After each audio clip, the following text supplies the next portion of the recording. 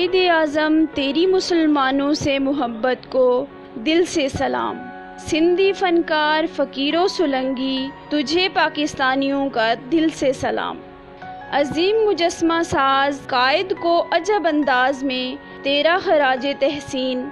फ़र्ज़ है हर सियाह ज़ियारत जाकर कायद को पेश करे दिल से सलाम। 20 फुट का मुजस्मा बनाकर तूने कौम का सर फ़ख्र से कर दिया बुलंद। फाइबर का तूने इस्तेमाल किया, पाकिस्तानियत का बोल बाला किया। अब हर पाकिस्तानी का दिल कहता है फ़कीरो सुलंगी तुझे दिल से सलाम। हर सियाह ज़ियारत पहुँच कर कहे बानिए पाकिस्तान तुझे दिल से सलाम।